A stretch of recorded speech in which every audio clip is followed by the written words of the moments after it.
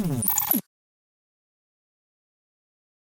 talked a lot about influencers, about influencer marketing, and I really loved it. But my question would be, so as you say it can be a really sustainable investment or a strategy for a long time, but many people are saying that this whole influencer thing is just a bubble that's maybe about to burst. How do you feel about that?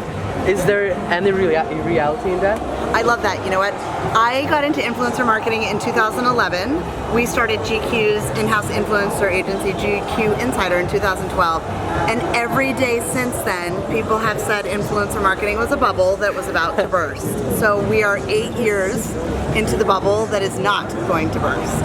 Okay, that's a statement. That's a total statement. It's so cool. I really love it.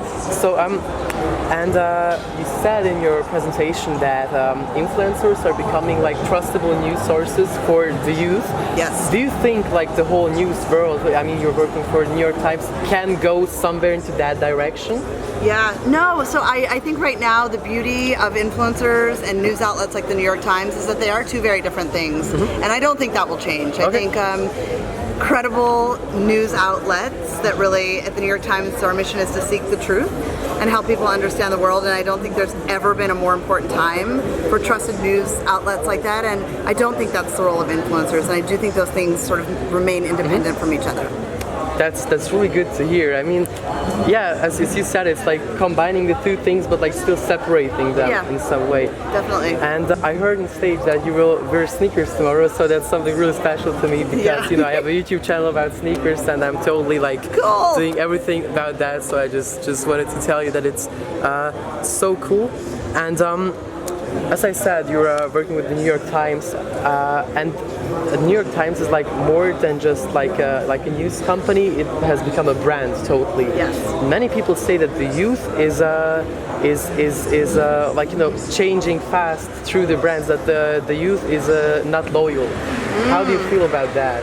Yeah, I think that's a good challenge. I've read a lot about Gen Z as well, and I've heard that there's like two types of Gen Zs, or not one type of Gen Z. There's just all different types of Gen Zs. But I think that's a good challenge, for the news channels and media outlets to evolve, to find ways to connect with this audience. And it's going to be important that this audience is just as engaged as audiences ahead of them, because as we know, the world changes every day, and for good and for bad. And so I think we're up for the challenge. We're up for the challenge, and I know at the New York Times, we're developing things like podcasts. Our podcasts are wildly popular, and so understanding what this audience is going to invest in and be loyal to, that's what we're going to be working on. So that's amazing to hear, and thank you for this quick talk. Yes, thank you. And I hope you'll check out my sneakers tomorrow and let me know what you think.